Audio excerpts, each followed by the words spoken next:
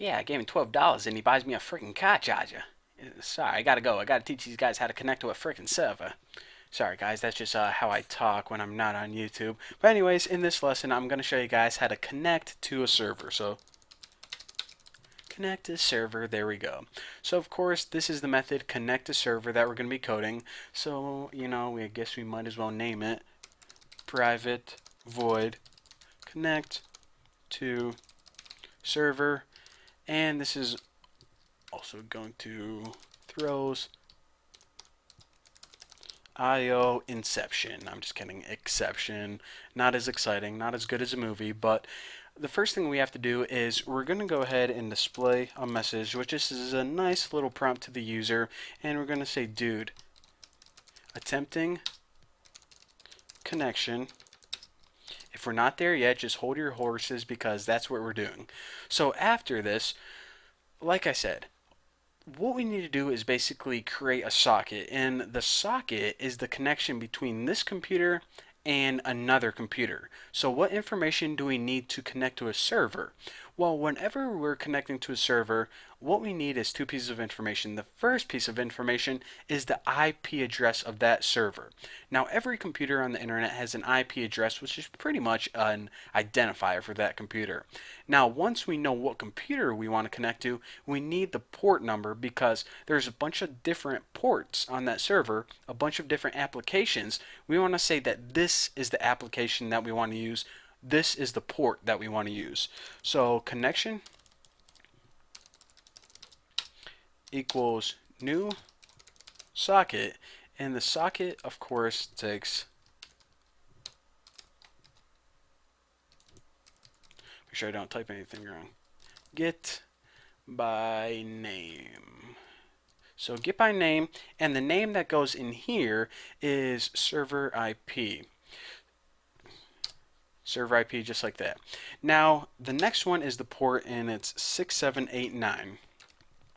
Alright, so basically those are the two things I told you. Remember in the last tutorial, or not the last tutorial, but whenever we were creating the server program, then we said, remember that port. This is what I said to you guys. Remember that port, write it down on a sticky note or something because it's very important. Well, if you forgot it, then just go ahead and open up the program that you just made. But if you're just following along with my tutorials, then the 6789, basically the port on your server that we're going to connect to, and what this does right here is it passes it in the IP address. Now, you need the specific IP address whenever you're connecting to a server, and it's going to be different from mine probably, but for now, just remember that just for testing purposes, we can just use the same computer that you're working on. But whenever you really make it, then you need to, ask the owner or just find out the IP address from online or something. And it gets passed in through whenever we call this class right here. And it gets set whenever we, create the class object itself. Then oh, excuse me, got the hiccups, gets passed in through host, and it sets it equal to server IP. So now this variable, server IP, is a variable that all these methods can use, and the server IP is the IP of the server, so that's why we are allowed to use it right here. This is the IP address, and this is the port on that server. Fair enough. So now the last thing that we need to do is just give a nice little prompt that says, okay dude, you are connected. So show massage, and we'll just say something like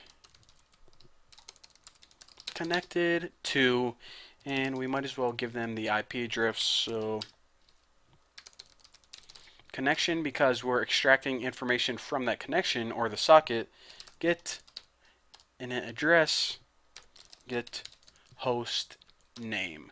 So this is basically going to say, okay, what is the IP address of the server that we're connected to?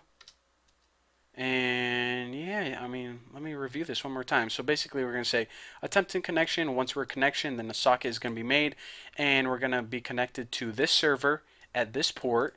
And then we just go ahead and say, dude, you're connected, you're good to go.